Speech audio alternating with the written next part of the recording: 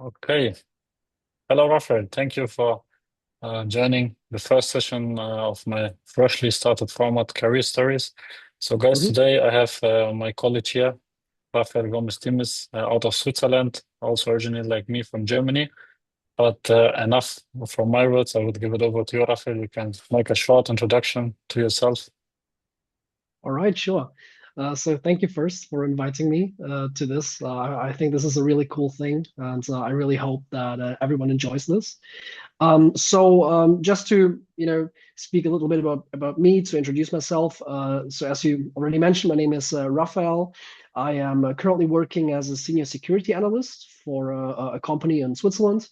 And before that, I used to live in Germany, which is quite funny because like my very first role or my very first full-time role was actually as a penetration tester. So I had a little transition from red teaming to blue teaming. And I'm currently working in cybersecurity for roughly 6 to 7 years at this point. Yeah. Oh, thank you very much for being here, Rafael. Yeah.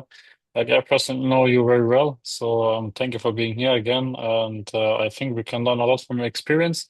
So I would Mhm. just start like with some questions which I have prepared, and then I will leave it up to you how long you would like to answer. And I will just start, yeah.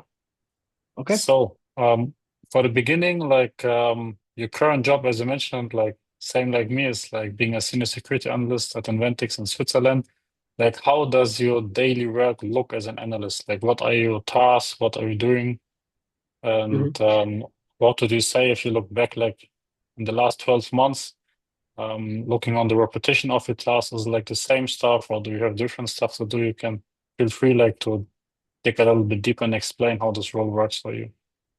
Okay, sure. So basically, in my role, the daily to daily business, it's actually hard to describe because it's not like one single task that you are that you are doing repeatedly over and over again. It really depends on the role that you have on that day. So, for example, we have like the classic detection analyst role, and that role, as the name is already saying, you are basically just looking at a dashboard that is populating itself with alerts from very different sources. And when an alert comes in, you will have a look at it and you do like the first triage. And if you, well, hopefully you can like close it as a false positive quite fast. And if not, if you think someone needs to dig deeper, or if you have the feeling that something is off, then you can obviously always escalate it to the person that is incident response, and that person has more time to analyze the alerts, and you can actually also, he also has the time to contact other people if necessary, talk to them, ask them why is this happening, like for example to the users, like why did you do this, and that is also like another role. So as I already said, so detection analyst is one role, incident response is the other one. So basically, when I'm incident response, then I am in charge of these escalations. But obviously, also when like customers, for example, when they open tickets for like different reasons, right? Like for some issues that they have, then incident response is also in charge of taking care of those tickets. And we also have like a threat intelligence role. That one is like, it's a very broad role because what you are doing is you are basically scouting a lot of sources that are, related to like the field of our customers. And if you find like new vulnerabilities or new things in general that needs to be discussed and needs to be further analyzed, then you basically do that. So, for example, let's assume there's like a new vulnerability, like a 0 day, for example. Then the CTI's job would be to have a look at like the sources that we have or the resources that we have to find out if we are actually affected by this or not. So our customers, for example, are they using this specific software? Or are they using like some sort of configuration that is affected or that is impacted by this vulnerability? And if that is the case, then obviously we need to contact the responsive team so that they can patch the things immediately. And if patching is not possible, then you are also basically in charge of trying to find some, defensive measures that you can implement to prevent stuff from going like really, really wrong. So yes, the role itself is quite broad, as you see, and there's always something new happening. So it's actually very, very hard to describe like the daily to daily business, because like I have the feeling that you never see, no, actually you see a lot of things like multiple times or twice, but you also have a lot of situations that are like very new every single day. So it is very hard to describe, but I think it is important to be flexible. It is important to be open-minded for these things. And when something comes up, you just have to adapt and to try to make the best out of it. Yeah. Thank you very much. Like a lot of insights, and they sound very familiar to me.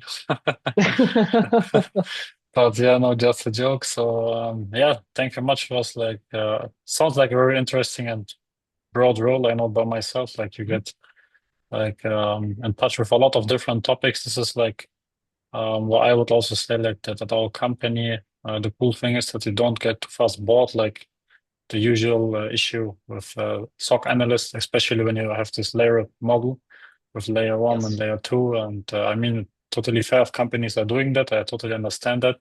But yeah, that's also a good point that you have a good overview of different topics through your role. That's a good thing. I'm very happy that we're switching through the roles because I'm not quite sure if I would be happy with just doing a single role every single day.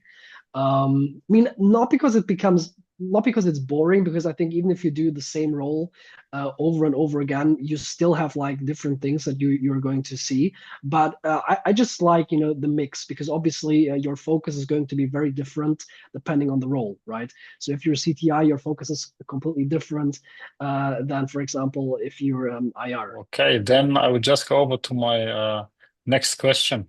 So, how Mhm, about like challenges and development possibilities, like in your current role, or maybe not just only focused on your company? I mean, you don't need mhm, to talk to deep about specific things in within our job or specifically at our company, but I mean in general, for interested people who would like to become a SOC analyst, and also looking back at your experience as a penetration tester in the past, mhm. like if you look like on your past career, what would you say, like what has been like the toughest challenges, either as a penetration tester or as a SOC analyst, and what are like the best development options in these roles which you had?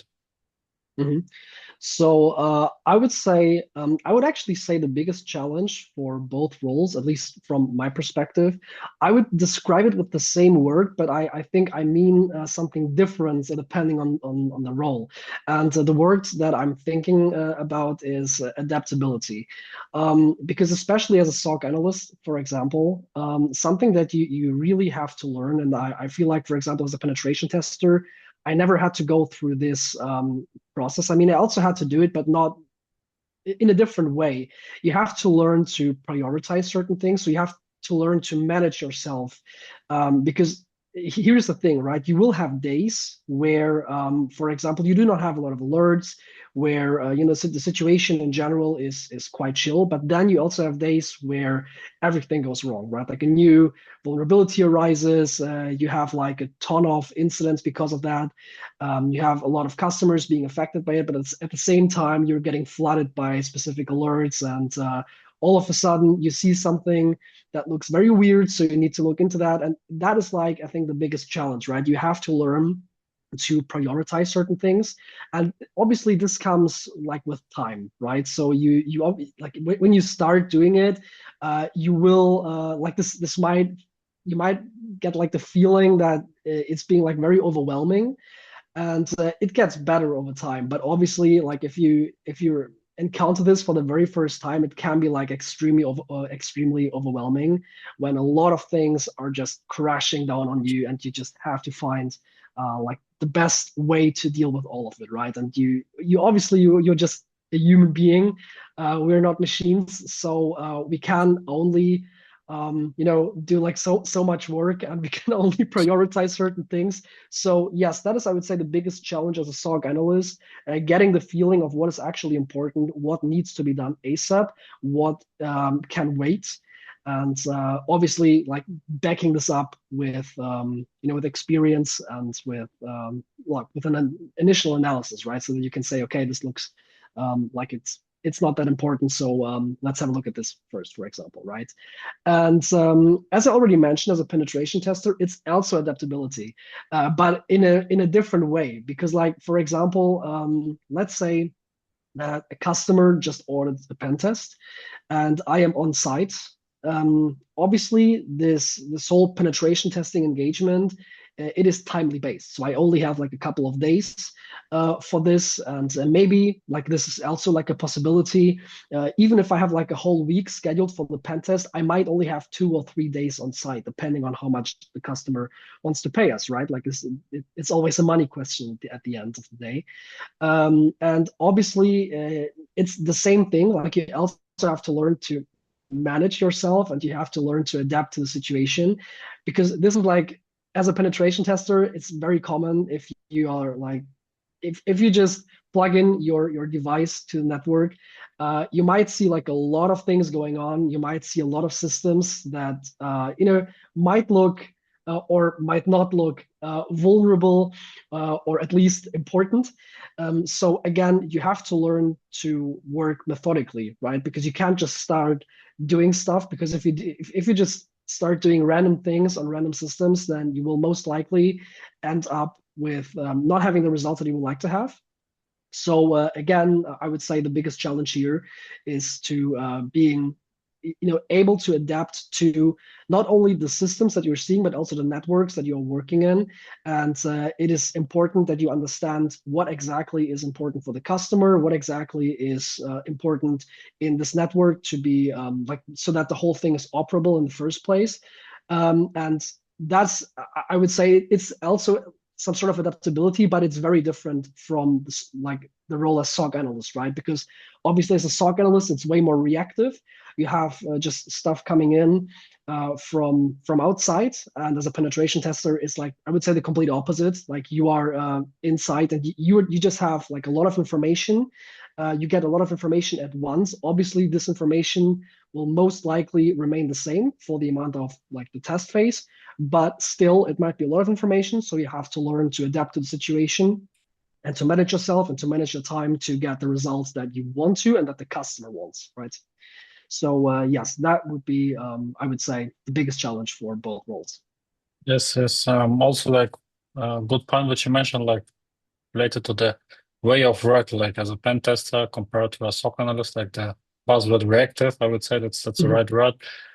As a SOC analyst, depending on the amount of work, I mean, SOC analysts for sure, they also will be doing a lot of proactive work, specifically when you look on topics like threat hunting or threat intelligence, where you proactively Absolutely. all the time, like observe the situation and try to filter out what is relevant for you and your customers.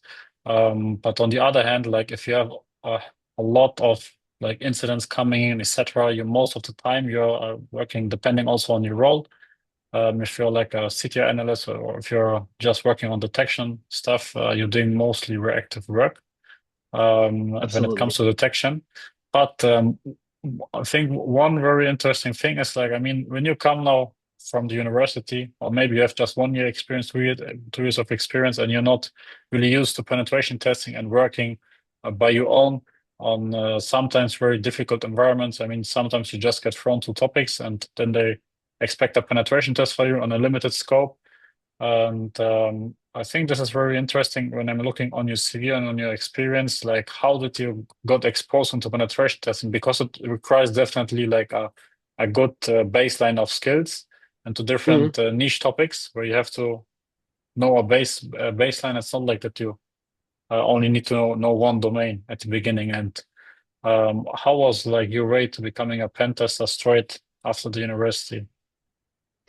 Okay, so the short answer is it was pretty rough, but Yeah. let me elaborate on that. So I would say, especially, so as you already mentioned, I studied IT security, information technology in Bochum in Germany, and the course itself is super interesting because you will get a very interesting view of like a lot of important things when it comes to cybersecurity, but it is definitely um, it is definitely very different from the day-to-day work as, for example, of a penetration tester or even SOC analyst, right? So you will learn a lot of like a lot of stuff that might at first glance be like not very helpful in your day-to-day business. So you definitely have to keep that in mind, right? So if you want to go that way, then you will definitely have to keep in mind that once you start working, you will have to learn like a maybe a different kind of, not a different, but you will definitely have to learn more skills, and even like working with more tools than you did before. Because like the majority of tools that I worked with as a penetration tester, I worked with that in university as well. And I also learned like a lot of like a lot of stuff that helped me out. But the problem is like, especially cybersecurity is such a dynamic field. So even if you learn it, like, I don't know, let's say you are in university in your second, third semester, you have a class that is showing you how this works, then obviously like in 5 to 6 years, it is going to change a lot. So you will always have to you will always have to be learning new stuff to be up to date and to be able to get like the results that you want. So I would say that is the first thing that you have to keep in mind. And so for me, it was like I was still studying at that time when I was looking for like a job as a working student in cybersecurity to get like my first experience on the job market. And during that time was actually pretty rough. So it was my very first working experience. So I didn't really know what to expect, and I didn't even know like um, what like the company is expecting from me. And what made it even worse was that the company at the time they were looking for like if you look at like the job description of the job that I applied for, and if I would tell you like what I did afterwards, it has nothing to do with each other, right?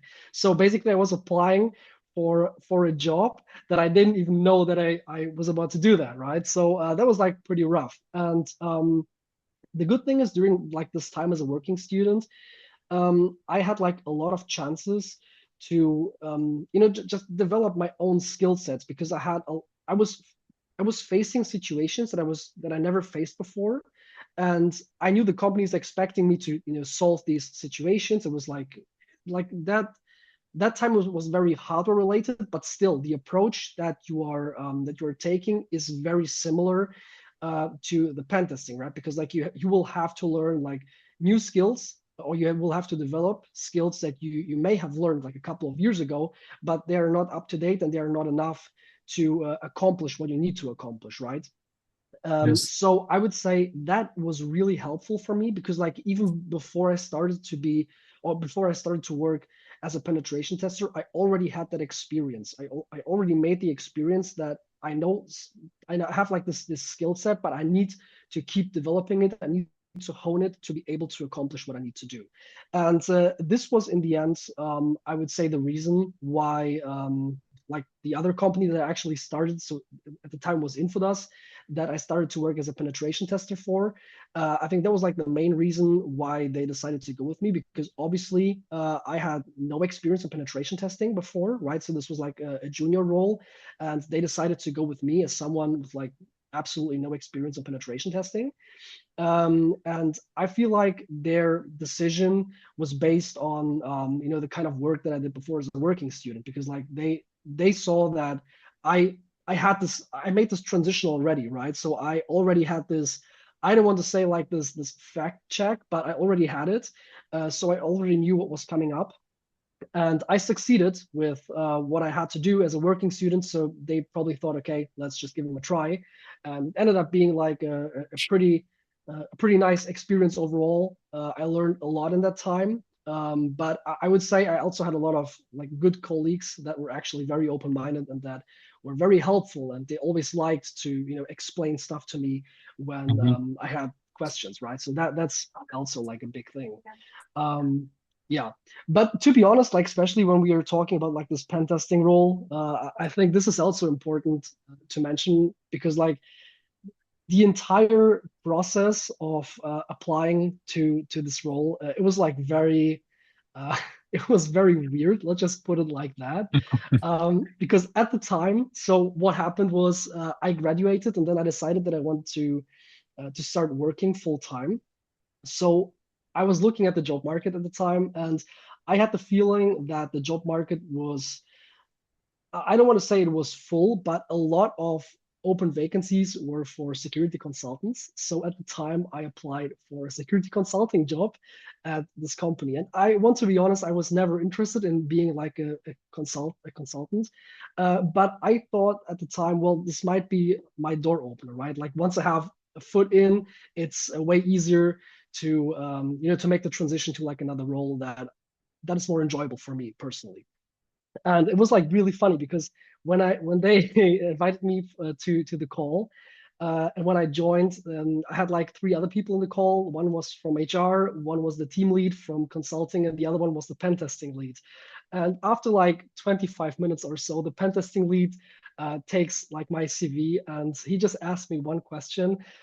He asked me, well, I mean, I understand like what I understand your point, but looking at your CV and looking at the information that I have about you, it looks like you have a very technical background. Why are you applying for a consulting role? And I started to laugh and I decided I just on the truth, right? And I told him, well, I'm not really super hyped for like the consulting role, but I just really need a foot in, right? I just need to get like my first experience in the cybersecurity field to be able to, I don't know, do something something else later. And then he started to laugh and told me, well, we have a penetration testing role that's still open. So if you're interested, I can just put you in there. It's like, okay, perfect.